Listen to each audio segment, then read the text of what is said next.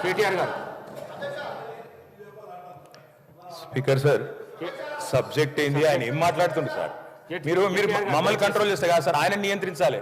మీరు పెట్టండి సార్, చర్చ పెట్టండి. నల్లగొండ ఇరిగేషన్ మీరు చర్చ రోజు పెట్టండి.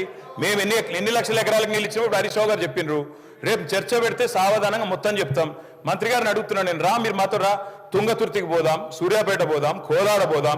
గతంలో కాంగ్రెస్ ప్రభుత్వం లేనడం అక్కడ నీళ్ళు వచ్చినాయా? 2 లక్షల ఎకరాలకు అదనంగా కేసీఆర్ గారు కాళేశ్వరం నీళ్ళు ఇచ్చిన మాట వాస్తవమా కాదా? పోయి రుజువు చేస్తాం. ఎందుకు అధ్యక్ష అంత బేసిజం ఆయనకి? రెండో మాట అధ్యక్ష, రెండో మాట, నల్లగొండ జిల్లాలో అన్ని విలేజెసిండే ఉంటాయి అధ్యక్ష. నేను అడుగుతున్నా, మరి ఆనాడు ఎందుకు అధ్యక్ష వరి ధాన్యం ఉత్పత్తిలో నల్లగొండ జిల్లా మొత్తం దేశంలోనే నెంబర్ 1 జిల్లా ఎందుకు కాలే అధ్యక్ష? అన్ని విలేజెస్ ఉంటే అధ్యక్ష. మంత్రి గారు దయచేసి మీ సబ్జెక్ట్ వచ్చినప్పుడు మాట్లాడు. మీరు వద్దన్నారా?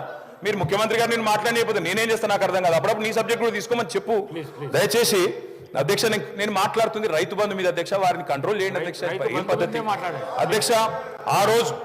ఆ రోజు రుణగ్రస్తులైన రైతులకు తెలంగాణ వచ్చినాడు రుణమాఫీ చేస్తామని చెప్పిన అధ్యక్ష. చెప్పడమే కాకుండా 2 దఫాలుగా 30,000 కోట్ల రూపాయల రుణమాఫీ చేసిన ఘనత కూడా కేసీఆర్ గారి ప్రభుత్వానికి దక్కుతుంది. ఈ మాట కూడా నేను విజ్ఞప్తి చేస్తా ఉన్నా అధ్యక్ష. దాంతో పాటు మొత్తం దేశంలోనే రైతు రుణగ్రస్తుడు కాకుండా ఉండాలంటే ఏం చేయాలంటే, మొత్తం దేశంలోనే అతిపెద్ద నగదు బదిలీ పథకం రైతు బంధు ప్రవేశపెట్టిన వాళ్ళమే మా ప్రభుత్వం అధ్యక్ష, కేసీఆర్ గారు అధ్యక్ష. ఒక్క మాట చెప్పాలి అధ్యక్ష, ఈ రైతు బంధు మీద విపరీతమైన దుష్ప్రచారం చేసింది అధ్యక్ష కాంగ్రెస్ పార్టీ. పెద్ద వాళ్ళకే ఇస్తున్నారు, పెద్ద వాళ్ళకి ఇస్తున్నారు, భూస్వాములకు ఇస్తున్నారు అని మాట్లాడినారు అధ్యక్ష. ఈ రోజు మంత్రి గారు మీరు అధికారంలో ఉన్నారు, డేటా మీ దగ్గర ఉంది, మీ రెవెన్యూ మంత్రి గారి దగ్గర ఉంది, తీసుకోండి. 100% మంది అధ్యక్ష, 100% మంది బక్క చిక్కిన సన్నకారు రైతులు, చిన్న రైతులు ఉన్నారు ఈ రైతు బంధు పథకం లబ్ధిదారులు. అందుకే చిన్న పెద్ద తేడా చూడలేదు. నేను ఇందాక మీరు రేవంత్ రెడ్డి గారు రాకముందు కూడా నేను చెప్పిన, మళ్ళీ చెప్తున్నా, మహబూబ్ నగర్ జిల్లాలో 30-40 ఎకరాలున్న రైతులు కూడా రైతు కూలీలుగా మారిన పరిస్థితి. అందుకే మేము పరిమితి పెట్టలేదు, అట్లాంటి ఆలోచన చేయలేదు, ఎగబెట్టాలన్న ఆలోచన చేయలేదు. వ్యవసాయ రంగం గాడిన పడేదాకా, వ్యవసాయం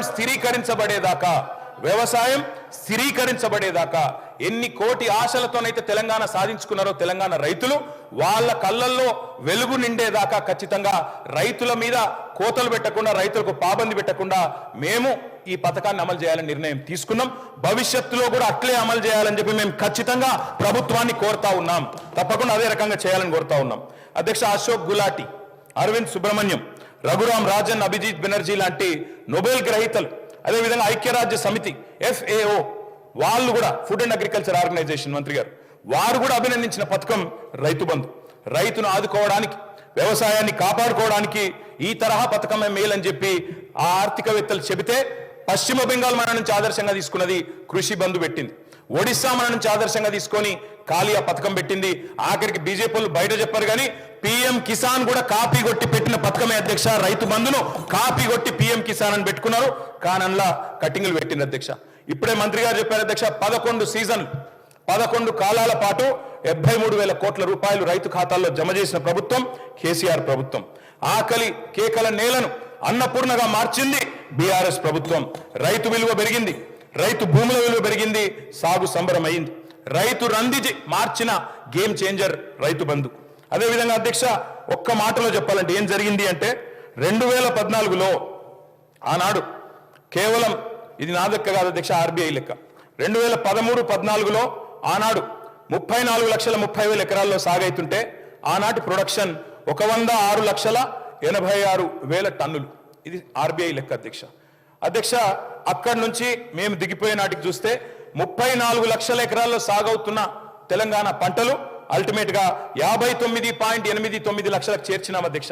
అదే మాదిరిగా భారతదేశంలోనే అగ్రగామిగా పంజాబ్ను, హర్యానాను దాటి ధాన్యం ఉత్పత్తిలో నెంబర్ 1గా చేసిన ఘనత కూడా ఖచ్చితంగా కేసీఆర్ ప్రభుత్వానికి దక్కుతుంది అనే మాట కూడా నేను విజ్ఞప్తి చేస్తా ఉన్నా అధ్యక్ష. ఆహార పంటల ఉత్పత్తి 71 లక్షల టన్నుల నుంచి 2 కోట్ల టన్నులకు పెరిగింది, 185% అభివృద్ధి అధ్యక్ష. పంటల సాగు నాడు 2 పంటలు కలిపి 1,31,00,000 ఎకరాలు ఈ రోజు 2,29,00,000 ఎకరాలకు చేరుకున్నదంటే 10 ఏళ్ల కాలంలో ఇది పురోగతి కాదా? ఇది ప్రోగ్రెస్ కాదా? వ్యవసాయ విస్తీర్ణం జరగలేదా? వ్యవసాయ స్థిరీకరణ జరగలేదా? దీని వెనుక ఉన్న ప్రేరణ, దీని వెనుక ఉన్న బ్యాక్ బోన్ రైతు బంధు కాదా? అందుకే మేము అంటున్నాం అధ్యక్ష, నీరు పళ్ళ మెరుగు నిజం దేవుడు ఎరుగు అంటారు. కానీ సంకల్ప బలం ఉంటే పల్లానికి పోయే నీటిని కూడా పైకి తీసుకొచ్చే ప్రయత్నం చేసినాం అధ్యక్ష. ప్రపంచంలోనే అతిపెద్ద లిఫ్ట్ ఇరిగేషన్ ప్రాజెక్ట్ కాళేశ్వరం అధ్యక్ష. అదేవిధంగా పాలమూరు రంగారెడ్డి ఎత్తిపోతల పథకం తప్పకుండా చెప్పాలి అధ్యక్ష. అధ్యక్ష, కాళేశ్వరం అంటే తెలుగునోళ్ళు ఏమో మాట్లాడతారు అధ్యక్ష, తెలుగునోళ్ళు మాట్లాడతారు అధ్యక్ష కాళేశ్వరం గురించి. కాళేశ్వరం అంటే ఒక బ్యారేజ్ కాదు. కాళేశ్వరం అంటే 3 బ్యారేజీలు, 15 రిజర్వాయర్లు, 19 సబ్ స్టేషన్లు, 21 పంప్ హౌజులు, 203 కిలోమీటర్ల సొరంగ మార్గం, 1531 కిలోమీటర్ల గ్రావిటీ కెనాల్, 98 కిలోమీటర్ల ప్రెజర్ మెయిన్స్, 141 టీఎంసీల స్టోరేజ్ కెపాసిటీ, 530 మీటర్లకు నీళ్లు ఎత్తిపోసే బృహత్ పథకం కాళేశ్వరం మల్టీపర్పస్ ప్రాజెక్ట్ కాళేశ్వరం. తెలుగునోళ్ళు మాట్లాడతారు అధ్యక్ష, ఏదేదో మాట్లాడతారు, వాస్తవాలు ఇట్లా ఉన్నాయి అధ్యక్ష.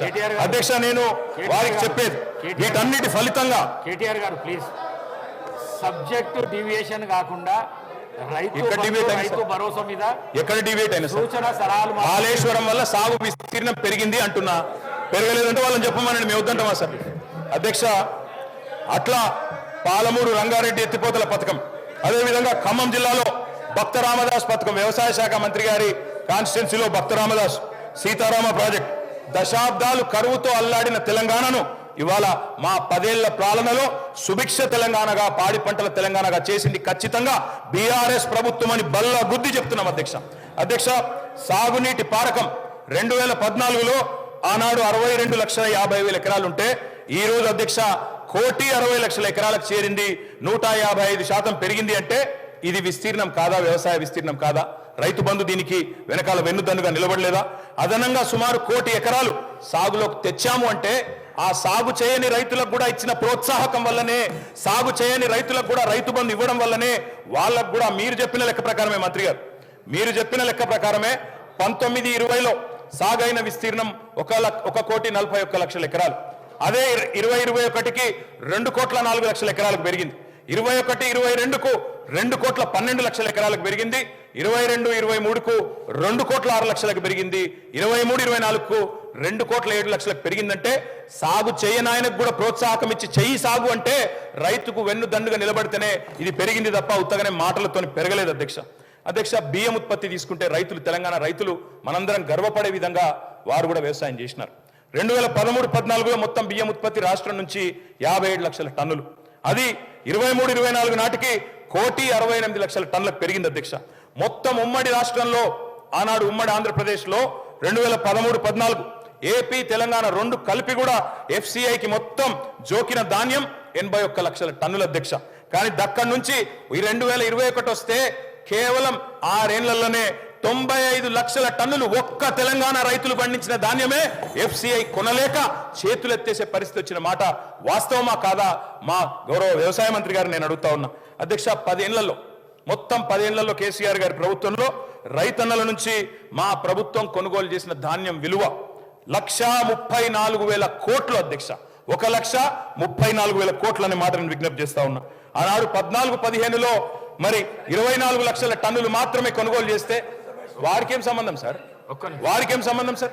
ఇదేం నా తర్వాత వారికి ఇవ్వండి. I'm not yielding sir, I'm not yielding sir, I'm not yielding sir. అధ్యక్ష, 2022-23లో I'm not yielding sir, sir I'm not yielding, I'm not yielding sir. నా తర్వాత వారే మాట్లాడతారు. I'm not yielding, I'm not yielding sir. 2022-23లో ఒక ధాన్యం మొత్తం కొనుగోలు 1,30,00,000 టన్నులకు పెరిగింది అధ్యక్ష. అధ్యక్ష, కళ్ళం నిండా ధాన్యం వచ్చింది, కళ్ళ నిండా ధైర్యం వచ్చింది. ఎటు చూసినా తెలంగాణలో పచ్చని పొలాలు, పంట రాసులు కనబడతా ఉన్నాయి. పంజాబ్ను, హర్యానాను తలదన్నే విధంగా దేశానికే ధాన్య భాండాగారంగా మార్చింది తెలంగాణను ఖచ్చితంగా కేసీఆర్ ప్రభుత్వమే. ఈ విషయంలో ఎవరికి కూడా అనుమానాలు అవసరం లేదు అధ్యక్ష. అధ్యక్ష, ఈ రోజు ఒకనాడు వలసలు ఇక్కడి నుంచి పోయే వాళ్ళ